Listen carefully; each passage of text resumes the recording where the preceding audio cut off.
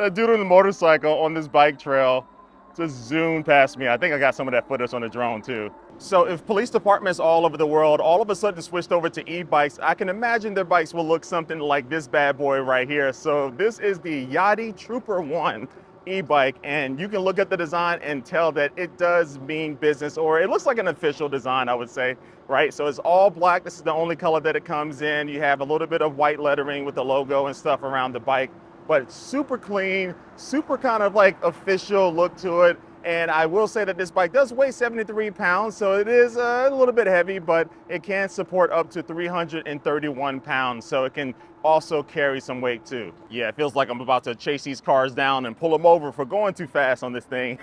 But anyway, they have the battery sitting right in front of you on the top of the frame, which is cool looking, but I would like some type of maybe like roll cage or something to protect the battery just in case you were to tip the bike over or fall over yourself. But I am liking this built-in basket. So it's built in right out of the box, so you have some storage right out of the gate. I do wish that it did have some type of lid on it, but I've been using it to store my rain cover and maybe like a jacket or something, and they haven't flown away, so it's not bad. But yeah, having that storage already built in that you don't have to buy separately is nice. Now you do have a really big motorcycle style headlight on the front. It does a great job at illuminating the road in front of me when I have been riding this at night. And also the tail light on the back is bright as well, but it's not a brake light, unfortunately. It's kind of weird, especially at this price range, to not see a brake light. And also you will not be getting any turn signals either, which is kind of unfortunate too, because I do like to ride this bike in the road a lot. And it's looking like it's about to rain. I did not check the weather today. So anyway, the good thing is that this bike is rated IP65 for water resistance. So you don't want to leave it overnight in the rain, but if I do get caught in the rain, I'm not gonna have any worries. But yeah, overall handling for this bike is really good. I feel very in control, and let me test out the turning radius here. Not bad, not bad at all. Whoa, boy, almost. I'm glad I got that on camera. I almost ate it because of the loose gravel. So that's more my fault than it is the bike, but yeah, that's enough of the turning radius test. And I do like the riding position on this bike that I'm in. So I am sitting a little bit more upright, and this is personally how I like it. Some bikes have you sitting a little bit forward, but this one feels very good. So I'm having second thoughts about this, but I'm about to go into this very thick grass. I normally wouldn't do this, but anything for the review. And I got my drone following me here, so let's go ahead and start exploring. Alrighty, so again, the torque should be able to get us through this stuff with no problem. Oh yeah, I found a little bit of a path here. I'm gonna need a bath after this. Woo! All right. Oh gosh, this sucks. And I was gonna try to go all the way out there, but enough of this. I'm going back.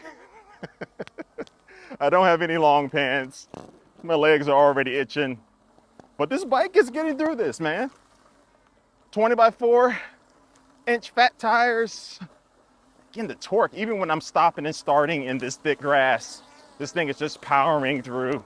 So surprisingly, that wasn't that bad. The only thing really kind of holding this back from being a true off-road beast is just going to be how low it is to the ground. Other than that, it was actually pretty fun to go through that. So I'm not gonna do this every day, but I'm happy I did it today. Now, what's powering this thing? So it does have a 750 watt rear hub motor, and this does have 80 Newton meters of torque. And when I tell you this thing gets you up and going when you press down on the throttle or when you're using pedal assist, it has a very, very fast acceleration. And I would say the only other e-bike that I have tested so far that has better acceleration than this is the Aerial Rider Grizzly. And that does have dual motors, so it does have a little bit more of an advantage. But the only downside is the fact that this is a Class 2 bike, so it is limited to a top speed of 20 miles per hour.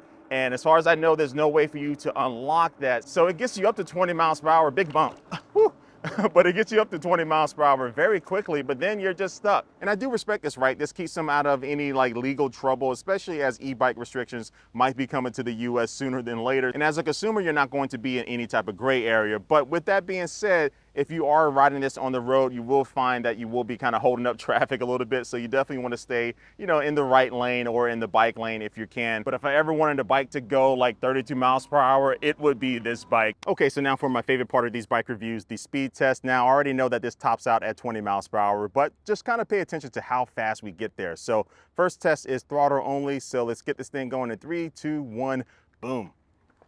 Yeah, this thing is pretty fast off the line. On the bike's display, we're already at 14, 15 miles per hour, and we just hit 19.8 right there. And we're also showing 19 miles per hour on my GPS app on my phone. So yeah, it doesn't quite get up to 20, but 19 is close enough.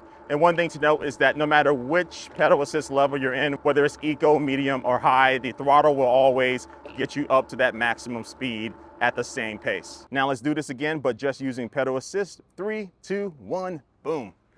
All right, so normally I would use the throttle a little bit to get me started because this bike is kind of heavy and it does take like 3 rotations for the motor to kick in when you start pedaling, but we're already at the 19.8 mile per hour limit. And let me test out the suspension a little bit more here. So this is a tire killer back here because I popped a couple of e-bike tires. So yeah, you get 20 by 4 inch fat tires on this thing, and you do get front and rear plastic fenders. And on the rear, you will find a little reflector on the rear fender. And so the front suspension is RST branded, and that's a very good, reliable brand for suspension. And on the back, you do have a spring suspension system. Now, the front suspension is not adjustable. So what you see is what you get out of the box with the suspension system on this thing. Now, back to my usual hill test. So I only have about 2 bars of battery, but that shouldn't be a problem for this bike. So let's get this thing going in 3, 2, 1, boom. So just throttle only. No pedal assist, and we are up to 10 miles per hour, 11, 12, 13, 14, 15. Can we get 16? Yeah, we got up to 16 miles per hour going up that hill. For this type of weight on an e-bike, this is above average, one of the best performing e-bikes that I've tested on that hill just using throttle only. Now, one thing about this bike that you might have noticed is that this is a single geared bike, so you don't have multiple gears to be able to go up and down, to be able to adjust for different terrain, and if you're climbing hills or going down hills. So just one single gear, and because of this really solidifies this as a throttle first bike in my opinion. And let me split the gap. And another benefit of this acceleration is just being able to like rip it into a corner. So as soon as you turn, you can just get up and going. And I don't think I'm gonna be able to split that gap. Now, the handlebar grips are exactly how I like them. Very nice and grippy. They feel comfortable. And also on the right-hand side, you will find a thumb throttle. And next to that, you will find the very small black and white display. It gives you your crucial information, but it is pretty tiny. But I had no problem reading it during the day, so that is good. And also right on the display, you will find the buttons to control it. So you have the button at the top that will allow you to switch between the different riding modes, from completely no assist to eco mode to mid and also high. And then also on the left-hand side, you will find the button to turn on the headlight. And also below that, you will find the button for the electronic horn, which could be just a tad bit louder. And you are getting some really solid hydraulic disc brakes, which you can see that it got me to a stop in a hurry. So very nice, quiet brakes, very good pressure on the brakes, all good. But to me, the best looking thing on this bike is this big, plush, beautiful looking seat that is as comfortable as it looks. And so this ranks up there with some of the best stock seats that I've used on an e-bike to date. But the one complaint that I have with not necessarily the seat itself, it's just the build of the bike, is the fact that this is only rated for riders that have a height between like, I think 5'2" and 5'3" and 6 feet tall. And the reason that this is an issue comes down to when you do want to pedal this bike.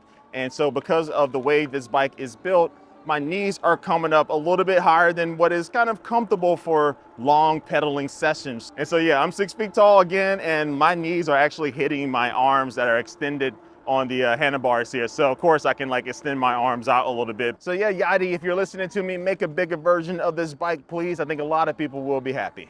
And let me sneak up here on the bike trail. So let's talk about the range of this bike. So the battery that you get is a 48 volt, 20 amp hour battery that also comes in at 21,700 watt hours. So the estimated range for this bike, according to the company, is 56 miles using pedal assist and also 25 miles using the throttle. And these estimates are pretty spot on. So I was mostly using the throttle. I did use some pedal assist during my review period, but I got like 28, 29 miles out of it. So since I have you here, let me make you aware of one issue that I did come across. Now, this was a very easy fix, but I was riding around yesterday and I was engaging the throttle and trying to use pedal assist, and the motor kept cutting off or it just wouldn't start at all. So I was kind of confused on what was happening, but I figured out the problem. It was the fact that I do use this Peak Design mobile case on my phone to use with one of their bike mounts, and this does use magnets to be able to attach. So it goes on just like that, and boom, there it is. And then when I want to take it off, I just squeeze these buttons and it comes off very easily. So that is nice, but the issue was that I originally had this mounted right here,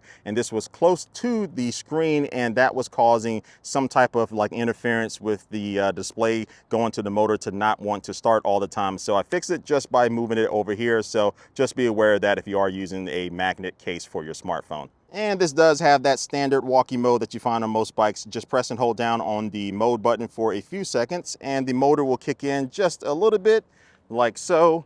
And now you can walk alongside it and not have to work too hard to move this bike around. So yeah, I think that's all I have to say about this Trooper 1 electric bike. Very fun bike. I wish I had a faster speed, but if you know what you're getting when you're buying this bike, you know the speed, and also you're aware of the kind of height restrictions and stuff, I think you're going to find that this is a very solid, reliable bike. It feels like it's going to last a long time, and the normal price at the time of this video is $2,200, but it is on sale for like $1,900. But check the link down below in the description of this video for the most up-to-date price. Oh, and I almost forgot to tell you that assembly is very easy on this bike too, because the front tire comes pre-installed already. So that makes it very quick to just get the handlebars installed, and you'll be up and running in like 15 minutes or so. But other than that, guys, I'm out of here. Thanks for watching this video. If you liked it, make sure you give this video a thumbs up, and also drop a comment down below and let me know what you think about this bike. But like always, I do want to thank you for watching this video. I don't know why I'm doing all these circles, but anyway, I'm out of here. Catch you later. Peace.